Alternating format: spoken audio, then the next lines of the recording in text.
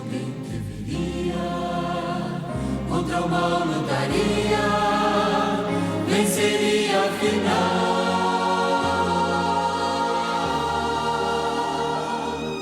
Jesus, que é a fonte de luz. Olá, meus amigos e minhas amigas, sejam mais uma vez bem-vindos ao canal Teologia Adventista, onde nós estudamos a Bíblia através da lição da Escola Sabatina, que tem como o título geral o Evangelho de Marcos. Seja bem-vindo, eu sou o pastor Anderson Ornelas, e estamos aqui juntos mais uma vez para estudarmos a nossa Bíblia, para exercitar os nossos músculos espirituais da fé e para nos encher do Espírito Santo. Você está preparado? Está preparado? Então vamos lá. Gostaria de agradecer a todos que estão compartilhando nossos vídeos, a você que tem deixado aí o seu like, a você que tem deixado o seu comentário. Como meu coração se enche de alegria ao saber que esse vídeo aqui gravado está sendo tão útil para a sua vida espiritual, para o seu estudo da lição da Escola Sabatina, para o seu crescimento em Cristo Jesus. Então eu fico muito feliz, muito obrigado. Eu tenho lido todos os comentários, tenho orado por todos vocês e meu coração fica feliz de saber que você, em partes diferentes do nosso país, do nosso mundo, está nos assistindo e está se enriquecendo com a palavra de Deus, que é luz, que é vida, que é o caminho.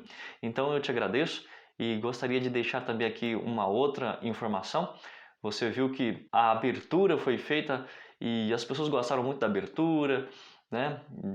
Do vídeo, do áudio, da música ali da abertura, mas infelizmente hoje você pode ver que a abertura foi reduzida.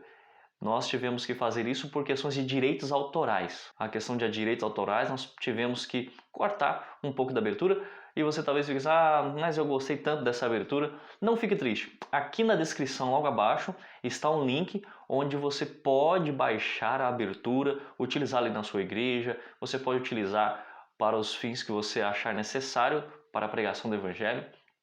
Pode ficar à vontade ao usar o material que a gente disponibiliza aqui. PowerPoint, PDF, artigos em PDF, como eu vou deixar dessa lição aqui também abaixo. Você pode se utilizar deles, que é um complemento para você estudar, um suplemento para você ter argumentos a mais com respeito ao assunto da lição, caso você queira estudar. Então o início da abertura do nosso programa foi um pouco reduzida, mas a abertura está aqui para que você utilize, tudo bem? Sem mais demoras, nós vamos para o estudo agora da nossa lição, Evangelho de Marcos, e o estudo dessa semana é um dia no ministério de Jesus. O foco dessa lição é trabalhar o que Jesus fez no seu primeiro dia de ministério registrado aqui no Evangelho de Marcos. Marcos, ele começa o Evangelho de uma forma diferente dos outros evangelistas, porque Mateus vai começar, como disse a lição aqui, falando sobre o chamado dos discípulos e o Sermão do Monte. Agora Lucas narra a história do sermão inaugural de Jesus pregado em um sábado na sinagoga de Nazaré. João relata o chamado de alguns primeiros discípulos e o casamento em Canaã. Agora Marcos vai falar sobre um sábado, o que Jesus fez naquele sábado. Na semana passada nós estudamos o versículo 1 até o versículo 15. E hoje nós vamos estudar, ou melhor, nesta semana nós vamos estudar o versículo 16 até o final do capítulo 2, que é o versículo 45, e você vai se beneficiar deste estudo com certeza. E nós temos hoje também o suplemento histórico, suplemento geográfico, e nós vamos deixar também o PowerPoint aqui na descrição para que você utilize, tá certo? Aqui nós vemos que a lição dessa semana fala sobre um breve chamado ao discipulado, uma ordem dirigida a um demônio. Vamos também falar sobre um plano para visitar outros lugares e instruções a um leproso que havia sido curado, de que ele deveria se apresentar diante de um sacerdote a fim de ser purificado. A ênfase está nas ações, especialmente ligadas às pessoas. O evangelista gostava de usar a palavra imediatamente, como vimos na semana passada, para ilustrar o movimento de ações rápidas do ministério de Jesus. Então vamos para a parte de domingo, siga-me. Leia Marcos 1, verso 16 ao 20. Quem eram os homens de que Jesus chamou para serem seus discípulos e quais foram E qual foi a reação deles? Vamos ler então o texto? Caminhando junto ao mar da Galileia, viu os irmãos Simão e André que lançavam a rede ao mar, porque eram pescadores. Disse-lhe Jesus: Vinde após mim, e eu vos farei pescadores de homens. Então eles deixaram imediatamente as redes e o seguiram. Pouco mais adiante viu Tiago, filho de Zebedeu, e João, seu irmão, que estava no barco consertando as redes. E logo os chamou, deixando eles no barco a seu pai Zebedeu com os empregados. Seguiram após Jesus. O interessante na parte de domingo é que com essa leitura do versículo 16 até o versículo 20 do capítulo 1 de Marcos, nós já podemos tirar aqui algumas conclusões. Podemos também fazer algumas perguntas, porque quando fazemos perguntas, isso nos desperta para o aprendizado. Por exemplo, a primeira pergunta que fica é: quem eram esses discípulos que Jesus chamou? Qual era a profissão deles? E, principalmente, como foi esse chamado de Jesus para eles? Eles já conheciam alguma coisa sobre Jesus? Eles já conheciam um pouco sobre João Batista? Será que eles eram discípulos de João Batista antes? Outra pergunta que fica: qual era a idade dos discípulos que seguiam Jesus? Constantemente, quando nós vemos filmes sobre a vida de Jesus, histórias, desenhos, ou nos deparamos com um relato, a nossa percepção é de que os discípulos de Jesus eram homens assim barbados, homens adultos, bem maduros, mas não é bem assim.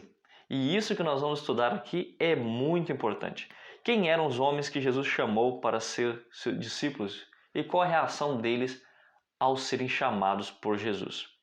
Muito bem, a lição fala de Simão e fala sobre João, Tiago e André. Simão, a Bíblia chama ele também de Pedro. Se você for aqui no capítulo 3, no versículo 16, diz assim: Eis os 12 que designou, Simão, a quem acrescentou o nome de Pedro. E aqui vai dizer o nome dos outros discípulos. Jesus, ele colocou o nome em Simão e chamou ele de Pedro. Simão Bar Jonas. Simão Bar Jonas. Ou seja, Bar em hebraico significa filho. Filho de Jonas ou filho de João, que é a mesma coisa. O nome do pai de Pedro e o pai de André, porque os dois eram irmãos, se chamava João. Então eles eram filhos de João. Eles trabalhavam com a pesca e tinham um barco e eles pescavam ali nos seus barcos, né? E também ali existia Tiago e João, que também eram irmãos, eram filhos de Zebedeu com Salomé, e eles tinham também alguns barcos e eles trabalhavam com barcos. É possível que essas duas duplas se conheciam, talvez tivessem um negócio juntos, ou talvez fossem uma concorrência do outro. Mas eles trabalhavam ali à beira-mar, e Pedro era de Betsaida, e ele foi morar depois em Cafarnaum. Lembra que nós mostramos geograficamente para você na semana passada que Cafarnaum era uma cidade à beira do mar da Galileia, que na verdade não era um mar, era um lago, onde designavam Mar da Galileia. Era um local de água doce, onde os pescadores faziam suas pescas, tiravam o sustento daquele lago para a sua vida. E eles eram acostumados com essa vida, né? O interessante é que esses discípulos, eles já, principalmente João, André, eles já eram seguidores de João Batista. E também Pedro, eles seguiam a João Batista. Quando João Batista vê Jesus se aproximando lá na beira do Rio Jordão, ele diz: Eis o Cordeiro de Deus que tira o pecado do mundo. E ele apresenta Jesus para as pessoas que o estavam seguindo como aquele que viria, como o Messias tão aguardado. O tempo estava cumprido, o tempo de Jesus vir. E este era Jesus. As pessoas olhavam para Jesus, os sacerdotes, os escribas, os fariseus, as pessoas que acompanhavam João, de alguma forma, olharam para aquele que João Batista apontava. E eles ficaram tanto quanto decepcionados ao verem Jesus simples, humilde, com um semblante, é claro, amoroso, carinhoso, paciente, mas que traziam traços em sua vida, em suas roupas, de uma pessoa pobre, de uma pessoa simples, e eles aguardavam alguém esplendoroso, alguém majestoso, alguém rico, alguém famoso, para que os pudesse libertar do jugo romano. Era assim que eles esperavam o Messias. Mas quando André e João, o evangelista, viram Jesus aproximando, eles vieram perguntar: Mestre, aonde você mora? E Jesus falou assim: venham e vejam. Eles queriam passar mais tempo com Jesus e uma conversa à beira do caminho não seria uma conversa suficiente. Eles não poderiam tirar as suas dúvidas, perguntar, se desfrutar dos ensinos do Mestre. Então, eles são chamados e vão até onde Jesus mora e passam o restante do dia com ele. E nós sabemos que Pedro e João, André e também talvez Tiago eram seguidores já de João Batista. Já tinham, quem sabe, visto Jesus sendo batizado e sido apresentado como o Cordeiro que tira o pecado do mundo. Você pode acompanhar isso aqui neste livro, O Desejado de Todas as Nações. E no capítulo que a lição comenta, a lição ela incentiva a lermos esta semana o capítulo 26 em Cafarnaum e o capítulo 27 que tem o título Um Ex-Leproso. Nestes capítulos nos falam que Pedro já ouvia, Tiago também, eles já eram seguidores de João Batista. Depois você leia aqui o nosso livro, O Desejado de Todas as Nações, e você vai se familiarizar mais com essa história. Não leia apenas a lição da Escola Sabatina, leia o texto várias vezes, depois leia a lição, leia o comentário bíblico, principalmente porque o Desejado de Todas as Nações é um comentário bíblico sendo feito por Ellen White, a profeta do Senhor. Então vamos avançar aqui. Marcos 1 não registra muitas palavras de Jesus. No entanto, Marcos 1,17 apresenta suas palavras aos dois pescadores, Simão, que seria chamado de Pedro, e seu irmão André. Os dois estavam parados na margem do mar da Galileia, lançando a rede. Esses dois homens estavam trabalhando na pescaria, mas Jesus tinha um propósito maior para a vida deles na obra de pescar pessoas para o reino de Deus. Deus tinha um propósito na vida das pessoas, principalmente na vida dos seus apóstolos. E este propósito era um propósito de os tornar pescadores de homens. O que seria um pescador de homens? Era um legado onde eles pudessem tirar as pessoas que estavam no caminho das trevas e conduzi-las para o caminho da luz. Pescar homens exigia novas habilidades. Aqueles homens que eram habilidosos com a rede, com a pesca, sabiam todas as estratégias necessárias para o seu sustento através daquela profissão, agora precisavam desenvolver habilidades mentais, cognitivas, espirituais, intelectuais, capacidades espirituais, capacidades na oração, em dominar a si mesmo, a dominar o temperamento, a confiar no Senhor, a ter autoridade assim como o mestre, para que eles pudessem utilizar todas as estratégias e meios possíveis para atrair as pessoas para a palavra de Deus. É claro que esse trabalho, principalmente é do Espírito Santo, mas eles precisavam confiar no Espírito e lançar mão das armas, do arsenal que Deus disponibilizou ao ser humano para que esses consigam salvar também pessoas. E aqui diz que eles estavam consertando as suas redes, mas Jesus queria consertar o seu coração, a sua mente. Quando a Bíblia fala de coração, se refere à mente deles. Lucas indica que Pedro também tinha um barco e que Tiago e João eram parceiros de Pedro e André. Você pode ver isso em Lucas 5, verso 1 a 11. Possivelmente houvesse diferenças entre os dois grupos de irmãos. Apesar dessas possíveis diferenças, Jesus chamou todos eles ao discipulado. Como eu disse, talvez essa diferença fosse por causa da concorrência que existia no trabalho, mas talvez também fossem amigos e trabalhassem juntos. Era uma pequena empresa, né? Agora, um ponto interessante é que o texto diz que eles deixaram imediatamente as redes e o seguiram. No versículo 18 você nota que o evangelista Marcos coloca isso em pauta, ele traz esse detalhe. Como assim, pastor? Eles deixaram imediatamente a rede. Naquele exato momento, deixaram a rede, eles estavam consertando a rede, deixam a rede e passam a seguir Jesus. Será que isso não seria um indício de, como posso dizer, a negligência às obrigações filiais? Uma negligência às suas obrigações como filho, como trabalhador ali junto com o pai? E agora? Como as suas necessidades básicas e físicas seriam supridas se ele abandonou o pai e o trabalho?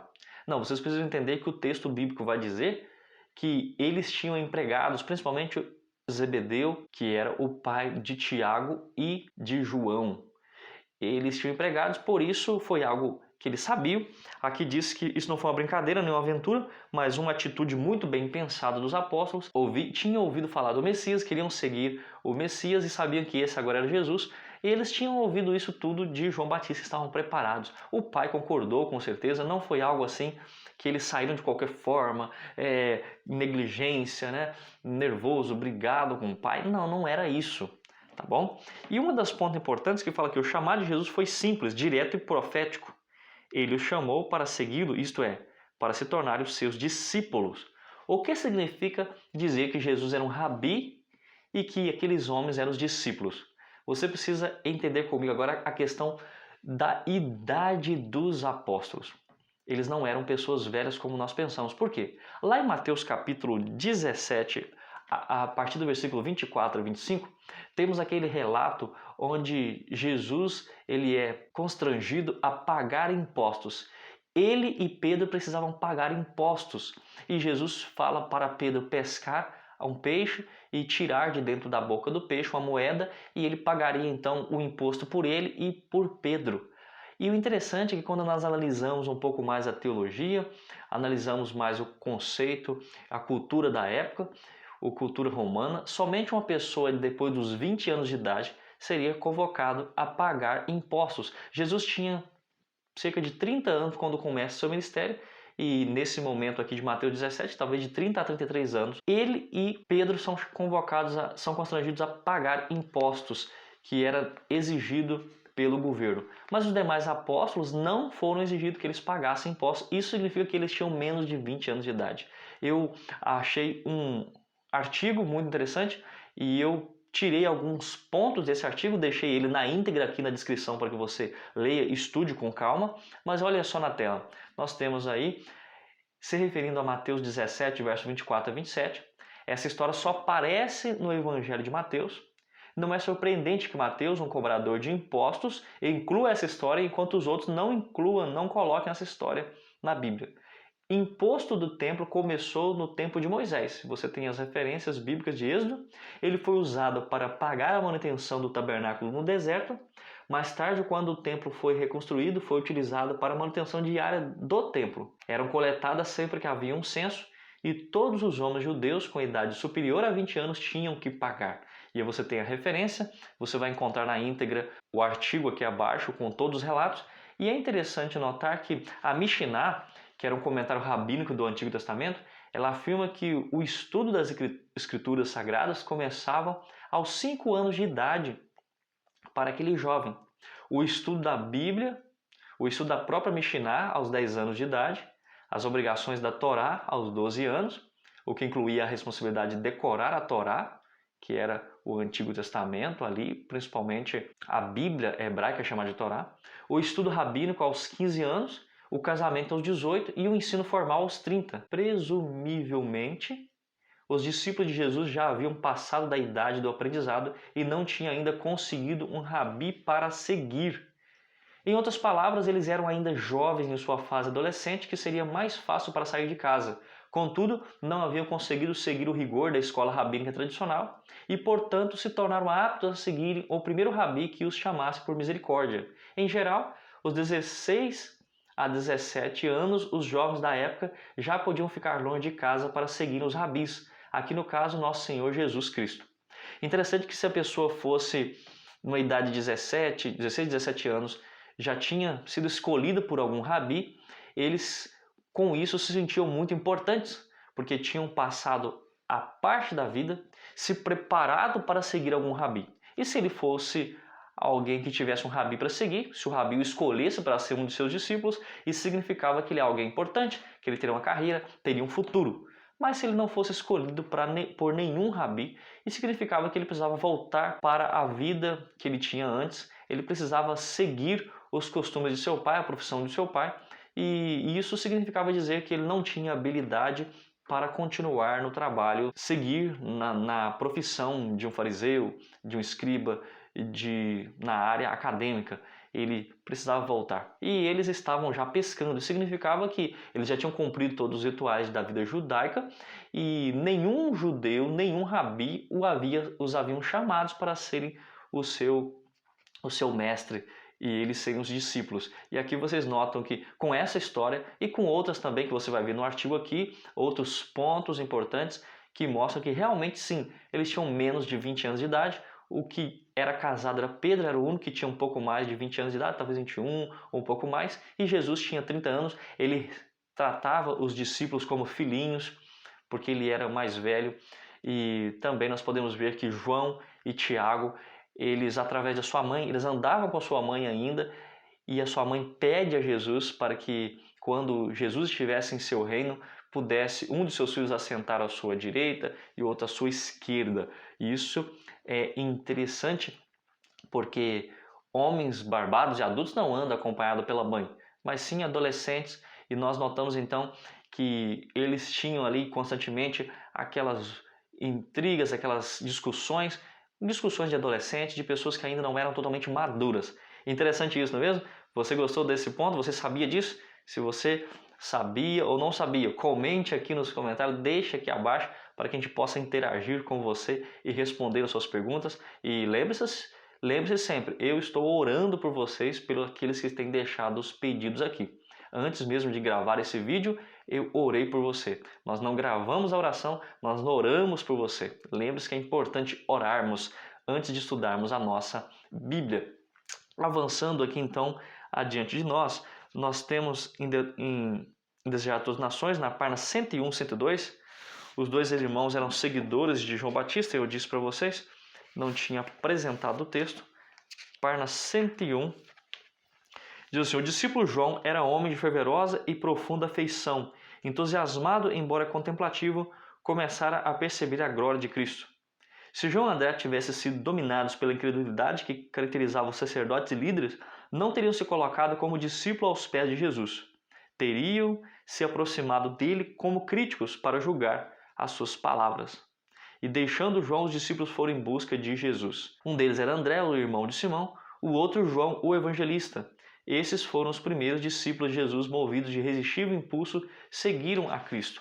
E logo na sequência fala que André buscou transmitir a alegria que lhe enchia o coração, indo à procura de Simão, seu irmão, e disse: achamos o Messias. Simão não esperou outro convite. Ele também ouvira a pregação de João Batista e apressou-se em ir até o Salvador. Os olhos de Jesus se fixaram nele, lendo seu caráter e a sua história de vida. Ainda diz assim: tu és Simão, o filho de João. Tu serás chamado Cefas, que quer dizer Pedro. No dia imediato, resolveu Jesus partir para a Galileia e encontrou a Filipe, quem disse: segue-me. Isso você pode encontrar em João, capítulo 1, verso 42 e 43. Tá certo? Então, avançando aqui, nós podemos seguir avante para a nossa perguntinha do rodapé, que diz: o que você foi chamado a abandonar para seguir Jesus? Os discípulos não seguiram a Jesus de brincadeira, não era uma aventura, não era algo assim: vou tentar isso aqui, se não der certo tudo bem. Não era algo imprudente, era algo bem pensado. Eles abandonaram o trabalho, abandonaram ali a família, começaram a seguir um mestre, porque eles ficaram felizes de algum rabi os chamar. O rabi os chamou, e isso para eles era uma grande honra, era um grande privilégio, e eles seguiram animados, e eles esperavam, tinham confiança que aquele era o Messias que ia restaurar Israel. Você precisa entender que eles pensavam que Jesus ia restaurá-los como nação, que Jesus ia colocar-se como rei, reinando sobre eles, e também que ele iria dominar sobre os romanos com seu poder, e eles teriam cargos e funções especiais, privilégios no reino de Deus, e esse era o pensamento deles com respeito ao Messias. O que você tem abandonado para seguir Jesus? Muitas vezes Jesus nos chama a abandonar o trabalho no sábado, algumas oportunidades financeiras. Às vezes Jesus nos chama a abandonar, quem sabe, um relacionamento que está sendo um relacionamento negativo, que tem causado mais dano do que bem. Às vezes Jesus nos chama a abandonar alguns tipos de amigos que são influências negativas, e ele diz: você precisa influenciar em vez de ser influenciado. Às vezes também Jesus nos chama a abandonar algumas redes sociais. Algo que você assiste, às vezes Jesus esteja chamando você a abandonar aqueles filmes, aquelas séries, aquelas novelas, aqueles entretenimentos que sejam contrários à palavra de Deus, que tem distanciado você do verdadeiro assim diz o Senhor, que tem feito você ficar longe dos princípios de Deus e tem tirado de você a energia, o interesse nas coisas espirituais. Às vezes Jesus tem chamado você a abandonar os jogos, os videogames. Talvez Jesus tenha chamado você a abandonar conceitos, preconceitos, ideias concebidas anteriormente que te afetam a conhecer mais sobre Deus. Você precisa abandonar os seus preconceitos e estudar mais sobre o Senhor. O que mais você precisa abandonar para seguir a Jesus? Um gosto, um pecado? Vá até Jesus e Ele te ajudará a abandonar todos e te ajudará a conhecer mais sobre Cristo. Talvez você precise abandonar a luta frenética pela riqueza, a busca constante por bens materiais. Os negócios dessa vida talvez tenham entrelaçado você em uma vida onde você não tem tempo, energia nem recursos para dedicar-se ao estudo da Bíblia e para se dedicar ao estudo da palavra, ao levar pessoas ao Senhor, ao pregar o Evangelho, a ir à igreja. E isso tudo são coisas que nós precisamos abandonar. Os discípulos abandonaram aquilo que eles faziam a vida toda e estavam dispostos a seguir Jesus. E você? Está disposto a seguir Jesus? Está disposto a buscar mais sobre Ele, a aprender mais sobre Ele? Vamos agora para a parte de segunda-feira que tem como título Um Culto Inesquecível. A lição vai tratar aqui sobre um dia especial passado com Jesus, né? Depois que nós fizemos esse conteúdo e esse suplemento histórico, podemos ir para a pergunta 2 que diz: que experiência inesquecível aconteceu na sinagoga de Cafarnaum? E que verdades espirituais podemos extrair deste relato? Vamos ler a sequência do versículo 21 ao 28 que diz: Depois entraram em Cafarnaum e logo no sábado foi ele ensinar na sinagoga. Maravilharam-se da sua doutrina, porque os ensinava como quem tem autoridade e não como os escribas. Não tardou que aparecesse na sinagoga um homem, possesso de um espírito imundo, o qual bradou: Que temos nós contigo, Jesus Nazareno? Vieste para perder-nos? Bem sei que és o Santo de Deus. Vamos notar alguns pontos aqui. No capítulo 26 vai descrever o que Jesus fez em Cafarnaum. O versículo 21 fala que eles depois entraram em Cafarnaum. Depois do que foi relatado do verso 1 até o verso 15, eles vão para Cafarnaum. E logo no sábado, eles vão para a sinagoga. Sinagoga é o mesmo que uma igreja, um local público onde as pessoas vão para ler as escrituras sagradas, para adorar a Deus, fazer suas orações, para praticar a sua religiosidade. E eles passam um sábado todo especial na igreja, na sinagoga. Jesus ele prega ali, ele fala e ele fala com autoridade. Vamos ver um pouquinho mais sobre isso. Agora acontece alguns pontos ali. Aqui no livro Desejados das Nações, no capítulo 26 que eu disse para vocês, fala que Jesus parava em Cafarnaum constantemente entre suas viagens, entre um e outro lugar, constantemente ele parava em Jerusalém. Agora, por que ele parava em Jerusalém? Olha só que interessante. Cafarnaum adaptava-se bem a servir de centro à obra do Salvador. Achando-se na estrada de Damasco a Jerusalém e ao Egito e ao mar Mediterrâneo, era uma grande via de comunicação. Gente de muitas terras passava pela cidade ou ali parava para descansar em sua jornada para lá e para cá. Aqui podia Jesus encontrar-se com todas as nações e todas as classes, o rico e o grande, como o pobre e humilde, e suas lições seriam levadas a outros países e a muitos lares. Estimular-se-ia, assim, o exame das profecias, seria atraída a atenção para o Salvador e a sua missão apresentada ao mundo, Desejados das Nações, na página 191. Então você note comigo que Jesus tinha uma estratégia. Cafarnaum era um ponto estratégico para Jesus pregar para as pessoas pobres, ricas, para viajantes, era um porto marítimo. As pessoas constantemente tinham este local porque era uma estrada que dava acesso a outras cidades. Era um local onde as pessoas faziam seus negócios, constantemente tinha pessoas de todo o mundo ali e Jesus se aproveitava desse ponto para pregar o Evangelho. E o texto continua dizendo que Jesus ele vai a Cafarnaum, a sinagoga, e ele prega o Evangelho. Logo no sábado foi ele na sinagoga. Que ponto importante precisamos entender aqui? O filho do nobre a quem Jesus curara era em Cafarnaum uma testemunha de seu poder.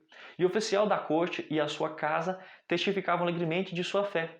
Ao saber que o próprio mestre se achava entre eles, toda a cidade se agitou. Multidões eram atraídas à sua presença. No sábado, o povo afluía à sinagoga de tal maneira que grande número tinha de voltar, por não conseguir entrada.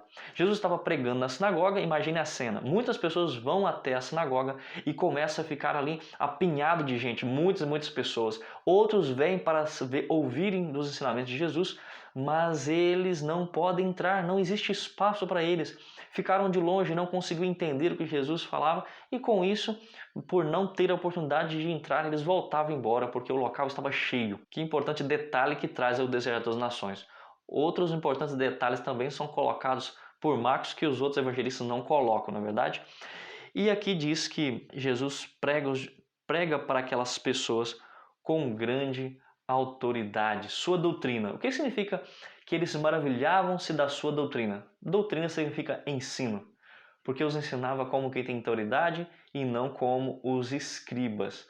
Como era o ensino dos escribas e dos fariseus? É aqueles que viviam das escrituras, que ensinavam, que copiavam, que eram portadores de documentos espirituais, documentos religiosos. E aqui diz que os ensinos dos escribas e anciãos eram frios e formais, com uma lição aprendida de cor.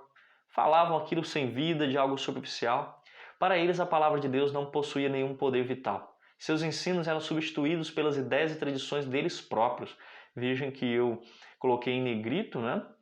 Essa parte também sublinhei para que você note. Os seus ensinos eram substituídos pelas ideias e tradições deles próprios. Quantas vezes nós lidamos com pessoas que têm suas próprias ideias, próprias opiniões, suas tradições e acham que essas tradições, seus ensinos, suas opiniões são mais importantes do que a Bíblia. A palavra de Deus ela tem primazia, ela está sobre qualquer tipo de opinião ou pensamento humano. Na acostumada rotina do culto, professavam explicar a lei, mas nenhuma inspiração de Deus lhes comovia o coração ou de seus ouvintes. Um ponto interessante também é que os escribas ou fariseus, quando ensinavam, eles diziam, rabino tal diz isso, aquilo outro, de acordo com o mestre tal, isso, e citavam a frase, ou citavam um ensino que lhes foi apresentado de forma mecânica, de forma decorada. Jesus não, Jesus dizia assim, eu vos afirmo, eu vos digo. Ou seja, ele não se pautava em nenhum teólogo, nenhum erudito, né? Jesus não queria expressar erudição, ele estava ali para ensinar. E ensinava de que forma? De forma simples, que até mesmo as crianças aprendiam. As pessoas simples aprendiam, mas também aqueles que eram intelectuais entendiam e ficavam admirados. Quer ver só? O texto diz assim, os mais altamente instruídos ficavam encantados com suas palavras, e os incultos tiravam sempre delas benefício. Tinha uma mensagem para os letrados, e levava os próprios gentios a compreender que tinha para eles uma mensagem. Os aflitos que iam ter com ele sentiam que ligava com os próprios o interesse deles, como um terno e fiel amigo, e desejavam conhecer mais das verdades que ensinavam. O céu é trazido perto, anelavam permanecer diante dele, para terem sempre consigo o conforto de sua presença. Deserto das Nações, página 193. Ponto importante, não é mesmo? Ele era cheio do Espírito Santo, cheio de autoridade. Pregava para as pessoas, como diz aqui, muito naturalmente, como alguém que tem autoridade, que falava com firmeza, que penetrava o coração, que entendia as suas ânsias, as suas preocupações, os sentimentos, a angústia, o pesar. Jesus conhece as suas angústias, o seu pesar. Ele, quando fala através da Bíblia, fala com você com autoridade. E você pode crer que esse Jesus está ao seu lado. E quando ele dá autoridade para você, a autoridade da palavra, você pode viver pela palavra, pode seguir os seus ensinos e você será bem sucedido.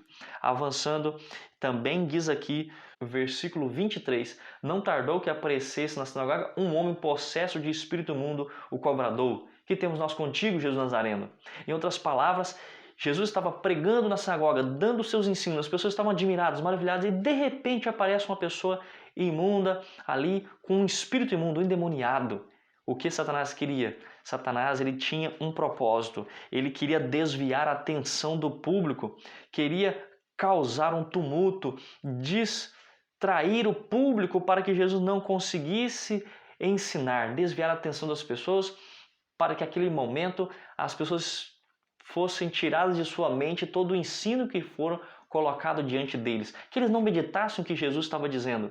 Aquele demônio ali naquele homem se manifesta causando confusão, mas Jesus ele não enterte diálogo com aquele demônio.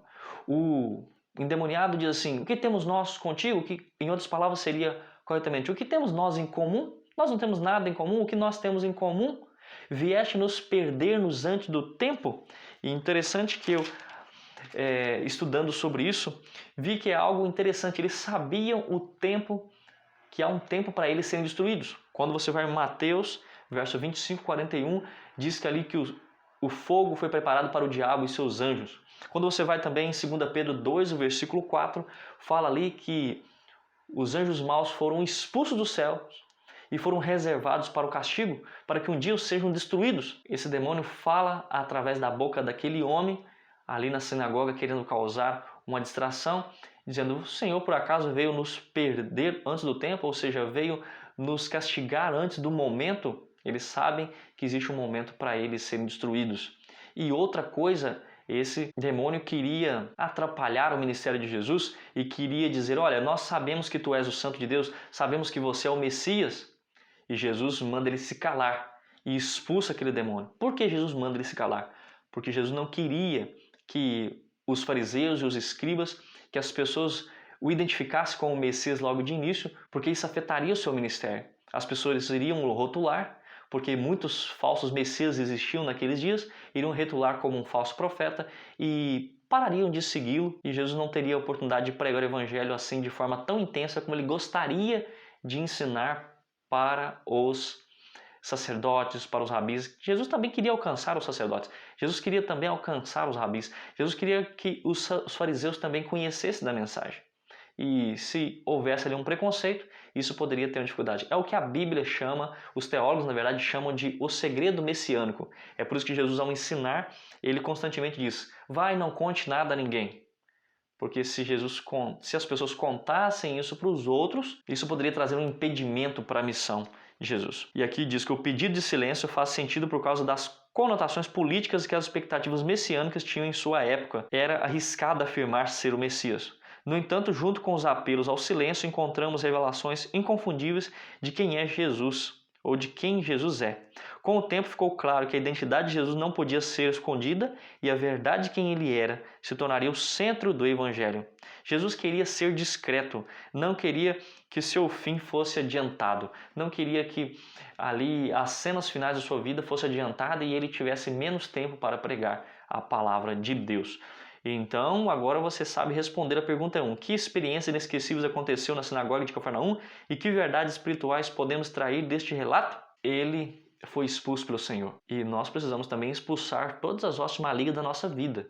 Por acaso você tem assistido coisas que o maligno implementou e criou? Escutado músicas que foram inspiradas pelo maligno? Pessoas por aí hoje têm cantado e ouvido músicas que são uma própria adoração a Satanás.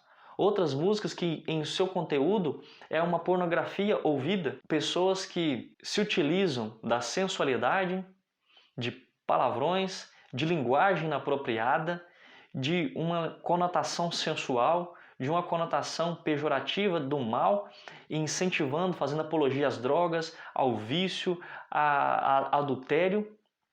Isso é de Satanás. Por acaso você tem consumido conteúdo que é conteúdo inspirado por Satanás? Você precisa remover todos esses pontos da sua vida para que você seja realmente utilizado por Jesus. Por que aquele homem foi utilizado por Satanás? O livro Desejado de Todas as Nações diz que essa pessoa vivia constantemente no pecado. Para ele a vida se tornou um carnaval. Satisfazer todos os desejos da carne era o seu prazer. E dia após dia, se infiltrando mais e mais no pecado, ele foi adentrando as trevas do maligno, o território proibido, o território de Satanás. E cada vez mais Satanás foi tomando conta dessa pessoa e o dominando. E aqui nós precisamos fazer um suplemento teológico com respeito a um ponto. Qual é a diferença entre uma possessão demoníaca e uma doença mental? Constantemente nós vemos essa pergunta por aí, não é verdade? E eu tinha muitas dúvidas com respeito a esse assunto e é um tema que me chama muita atenção. E você? Você também não tem interesse em conhecer sobre isso? Olhem só, há indivíduos que não creem que exista tal coisa como um ser humano ser totalmente controlado por agentes satânicos e que tais casos deveriam ser classificados como doenças mentais. E aí, como reagir diante de uma pessoa que demonstra parecer que está endemoniado? Essa pessoa realmente está endemoniada ou ele está tendo um ataque epiléptico, ou ele está tendo um problema de depressão tão grande que agora ele está reagindo por causa de um problema mental, alguma coisa assim. Como identificar se é algo espiritual ou se é algo apenas emocional, mental? Continuamos a leitura. Se bem que seja verdade que há certas enfermidades com sintomas um tanto semelhantes àqueles apresentados pelos que estão possessos, como a histeria e a epilepsia. Não é possível explicar pela medicina ou pela ciência algumas demonstrações, tais como extraordinária força física e o conhecimento, por vezes minucioso, de fatos secretos. Nem sempre o possesso é muito falante, revela segredos ou demonstra possuir uma força descomunal. Mas pelo que temos observado, quando alguém está de fato endemoniado, ele fica extremamente furioso e violento quando Cristo é exaltado, seja na leitura de um texto sagrado, seja numa oração ou no cantar de um hino. Já quando o indivíduo possui uma doença qualquer ou que o perturba, ele não reage diante da exaltação de Cristo. Então, por que eu estou falando desse assunto aqui? Porque eu e você precisamos ter muito cuidado em diagnosticar uma pessoa que tem um problema mental, dizendo que ele está possesso por um demônio, está passando por uma possessão demoníaca.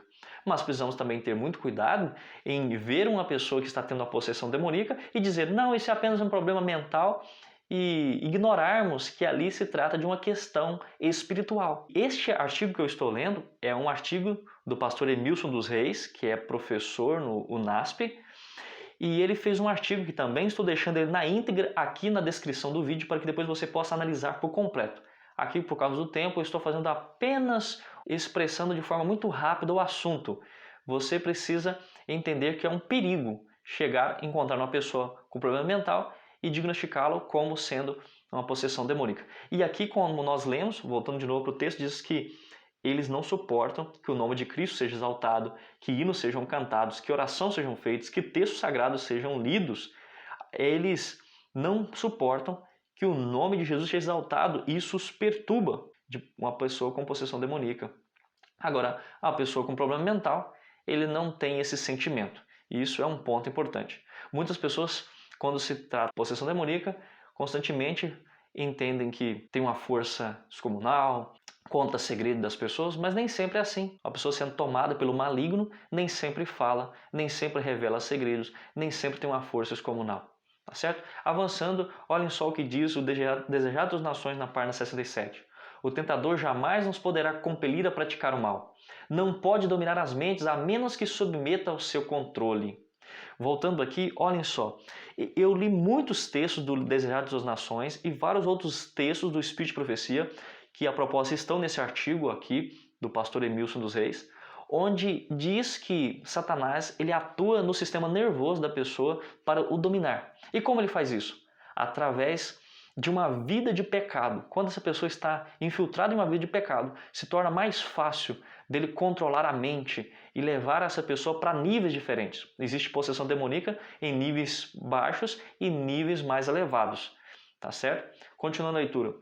A vontade tem que consentir, a fé largar sua segurança em Cristo, antes que Satanás possa exercer domínio sobre nós. Mas todo desejo pecaminoso que nutrimos, que lhe proporciona um palmo de terreno, todo ponto em que deixamos de satisfazer a norma divina, é uma porta aberta para a qual pode entrar para nos tentar destruir. Agora, na sequência, se referindo àquele homem que estava possesso pelo inimigo, que Jesus expulsa na sinagoga naquele sábado. A causa oculta da aflição achava-se em sua própria vida, fora fascinado pelos prazeres do pecado e pensara fazer da sua vida um grande carnaval. Julgou poder gastar o tempo em extravagâncias inocentes. Uma vez no declive, porém, resvalou rapidamente.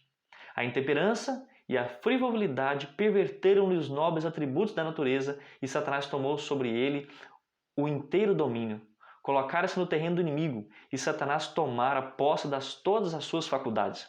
Perceba que ele se infiltrou no pecado e também praticava a intemperança. Aquilo que você come, se você não dorme direito, não faz exercícios físicos, não toma bastante água, se você é uma pessoa que é desregrada no que diz respeito à alimentação, sabe que isso também vai embotar a sua mente, dificultando você a compreender verdades espirituais profundas. E Satanás, ao ver que você está infiltrando no pecado, vai cada vez tomar o terreno do seu coração e dominá-lo cada vez mais. Uma pessoa possessa pelo maligno não significa uma pessoa que é visível a possessão demoníaca ali.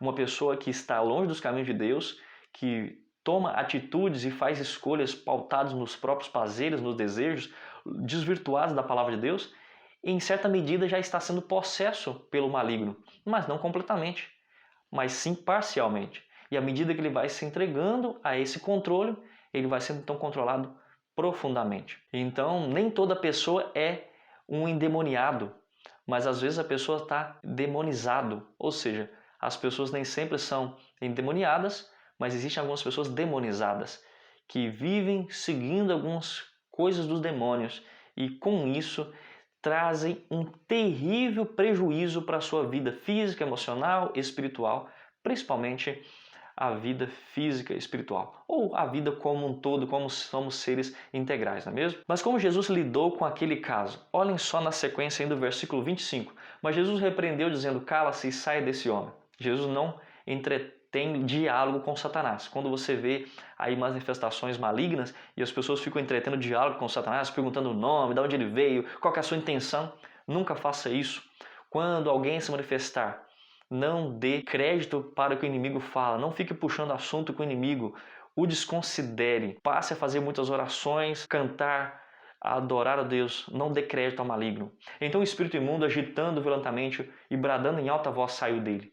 Todos se admiraram, a ponto de perguntar entre si, que vem a ser isto? Uma nova doutrina?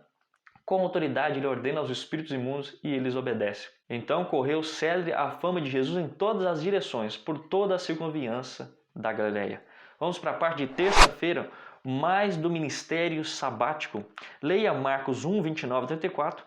Como Jesus ajudou a família de Pedro e que lições espirituais podemos aprender deste relato. Verso 29 diz assim, e saindo eles da sinagoga, foram com Tiago e João diretamente para a casa de Simão e André. Foram para a casa de Simão Pedro. Pedro já era casado, provavelmente André morava com ele, né? A sogra de Simão achava-se acamada com febre e logo lhe falaram a respeito dela. Então aproximou-se, tomou-a pela mão e a febre a deixou, passando ela a servi-los. Aqui nós podemos fazer uma reflexão homilética dizendo que você precisa convidar Jesus para estar em sua casa. As pessoas que estão em sua casa também precisam ser curadas por Jesus em todos os aspectos, sejam eles mentais, espirituais, emocionais.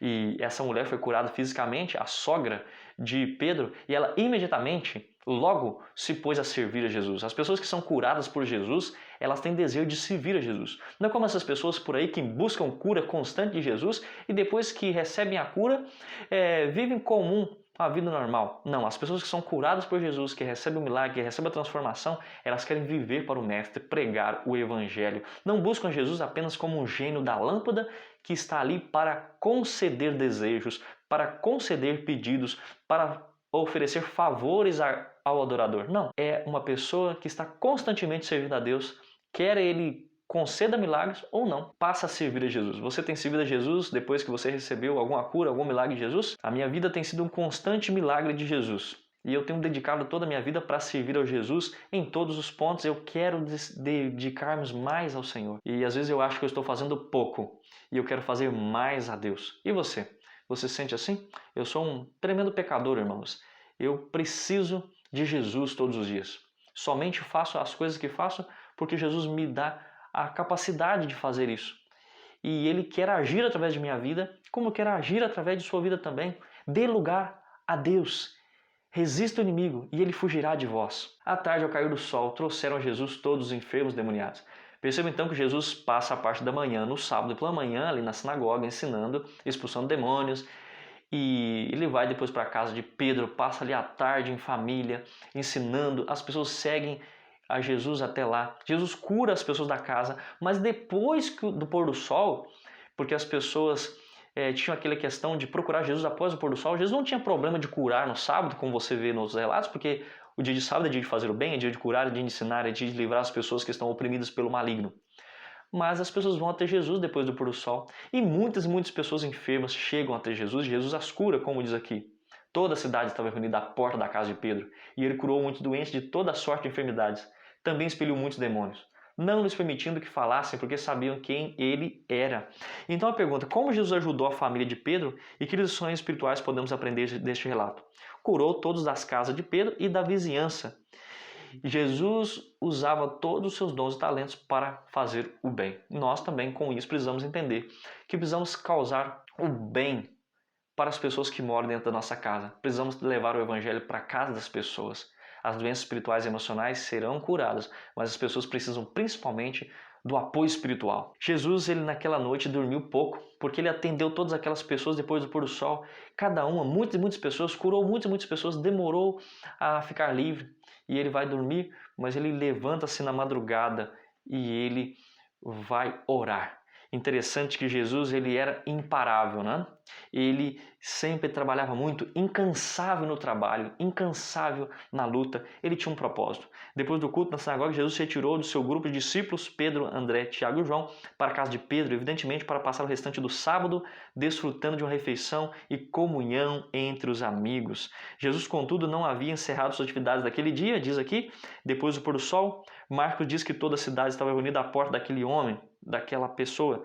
Durante horas a fio, iam e voltavam, pois ninguém sabia se no dia seguinte o médico ainda estaria entre eles. Nunca antes Cafarnaum presenciara um dia como aquele. O espaço se enchia de vozes de triunfo e de aclamação, de libertação, de alegria, porque o Salvador tinha os curado, os transformado, as palavras de vida eterna. Eles sentiam a presença de Deus entre eles, a compaixão de Jesus. Eles sentiam o céu perto. Eles sentiam em suas orações. O texto diz, nos Desejar das Nações, enquanto o último enfermo não foi curado, Jesus não cessou de trabalhar. Estando a cidade ainda imersa no sono, o Salvador, tendo se levantado à alta madrugada, saiu para um lugar deserto e ali orava. Que coisa bonita, não é mesmo? Jesus se dedicava ao máximo às pessoas. Você pensa uma coisa, Jesus quando estava limitado pelo tempo, pelo espaço, pelos recursos, como homem aqui, na sua encarnação, se ele dedicava-se totalmente ao ministério e à salvação do ser humano, o que te faz pensar que agora, com todo o poder, com toda a glória, com todas as suas capacidades e atributos divinos, como onipotência, onipresença, onisciência, com os anjos e o céu ao seu lado, o que faz pensar que ele não está utilizando todo esse atributo, todo esse poder para o seu benefício, para a sua salvação, para te conduzir para mais perto do caminho da verdade? Porque Jesus não quer dar para você apenas 80, 90 anos através de um milagre ou outro por aí. Jesus quer te dar a eternidade, meu irmão. Jesus quer te dar a eternidade para você viver com Cristo Jesus, desfrutando de todas as riquezas que é dele e que ele quer compartilhar com você. Vamos para a parte de quarta-feira, o segredo do ministério de Jesus. Que lições importantes aprendemos com essa história? Nós vemos que o segredo de Jesus estava conectado com a sua vida de oração. E isso é uma lição para nós.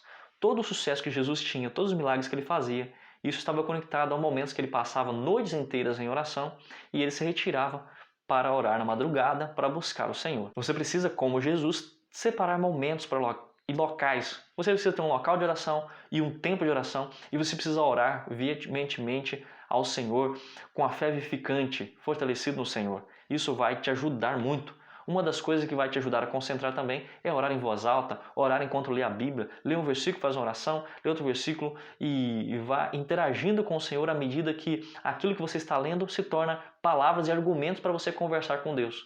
Deus fala com você através da palavra e você fala com Deus através da oração. É assim que acontece. O que Lucas 6,12 ensina sobre a vida de oração de Jesus? Aqui diz que Jesus passava a noite orando. Jesus era um homem das montanhas e das praias. Nas montanhas ele se encontrava com Deus e nas praias ele se encontrava com as pessoas.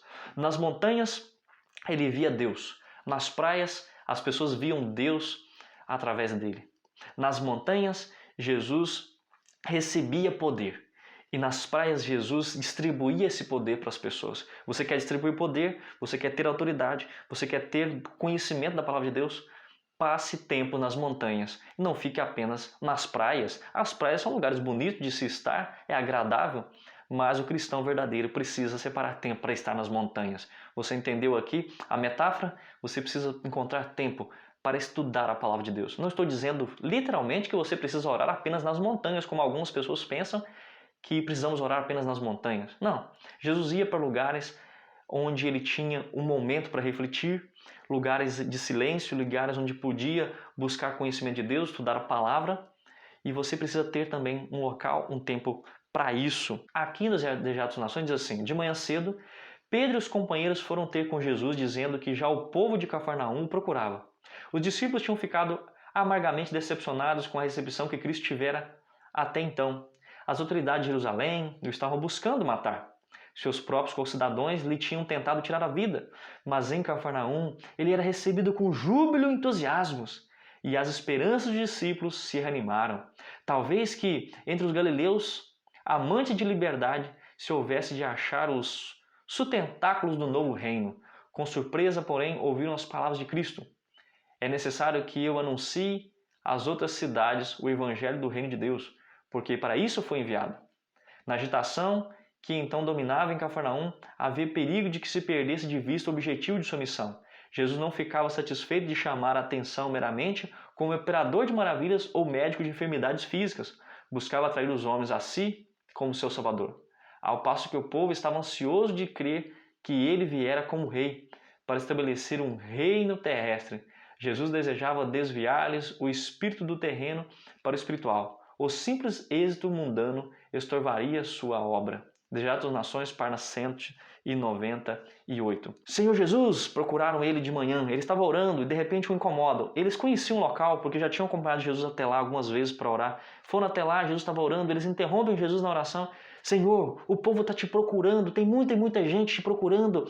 E eles estavam animados. Agora sim, Senhor. Em outros locais não conseguimos o sucesso que precisávamos. Aqui é o local. Aqui vamos aclamar o Senhor Rei. Aqui sim o Senhor vai conseguir sucesso. Mas Jesus diz o quê?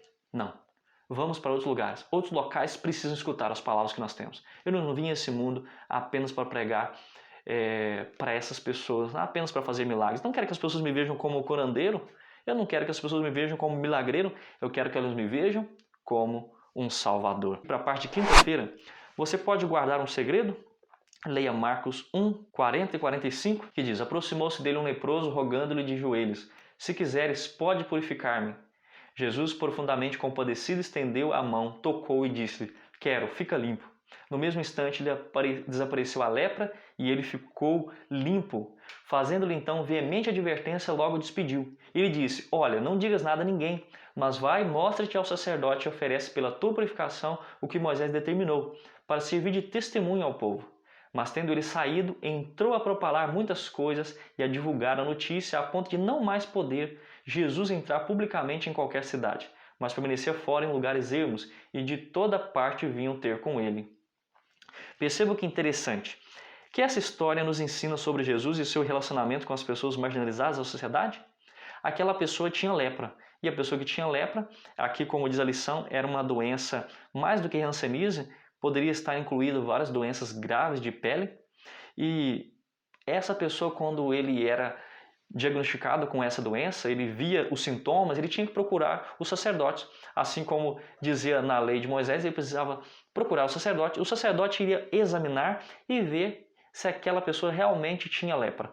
E ao diagnosticá-lo com lepra, ele teria que abandonar a sua casa, sua família, seu emprego, até mesmo um rei precisaria de abandonar o seu reinado, o seu cargo, a sua função.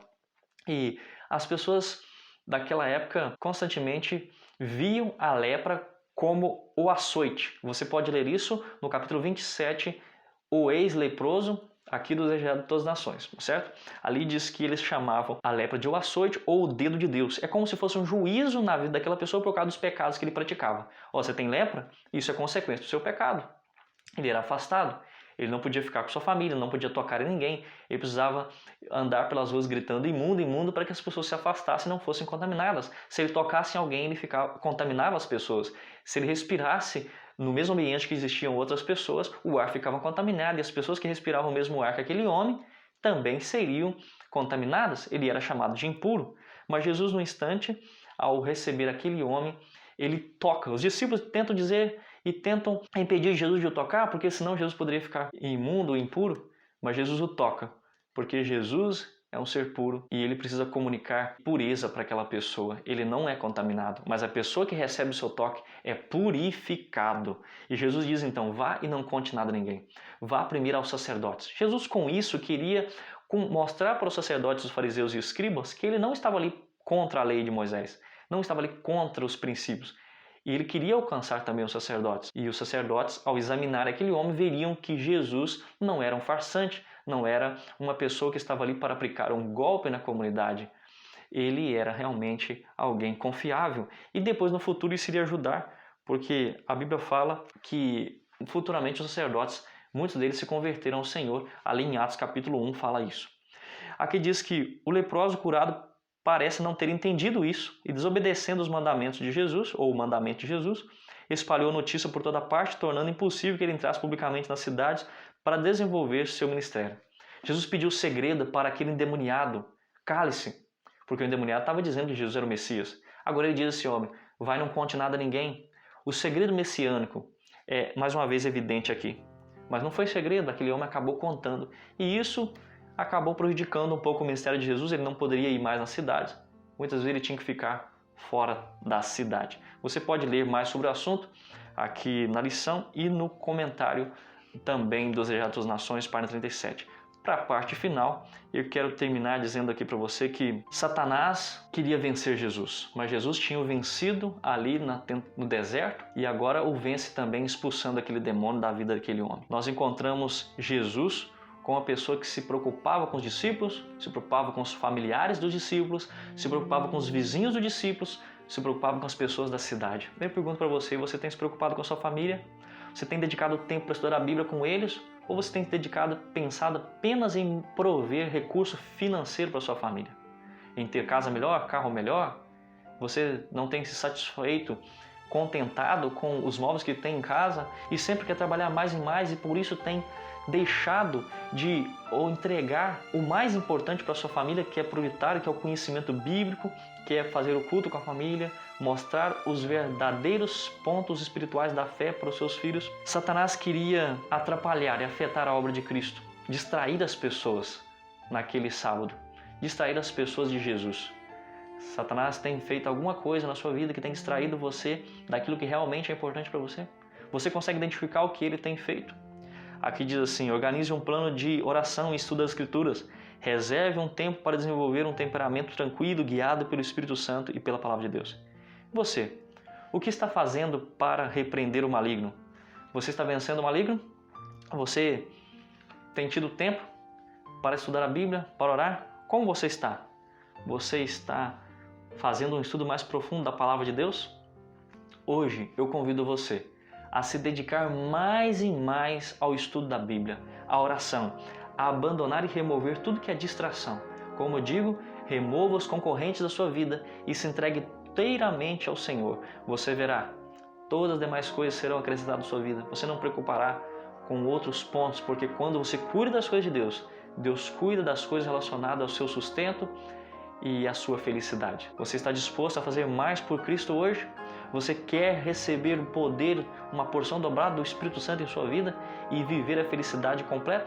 Não pense que a felicidade esteja em dinheiro, em fama ou em sucesso. A felicidade está em encontrar em Jesus, em alegrar aquele que o chamou, aquele que o preparou, aquele que o criou, sabe o que é melhor para você. Se esse é o seu desejo, saiba que esse também é o meu desejo, de crescer constantemente mais no Senhor. Você quer isso? Então, ao terminar esse vídeo, aproveite o momento, se ajoelhe onde você está, faça uma oração e busque o Senhor. Talvez você esteja me ouvindo enquanto dirige, faça sua oração ao Senhor, busque a Deus e entregue-se totalmente a Ele. E você verá quantas coisas maravilhosas Ele fará por você e por meio também de sua família. Não permita que o inimigo cause distrações em sua vida. Que Deus abençoe você, que o Eterno te ilumine e nós nos encontramos na lição da semana que vem. Até lá!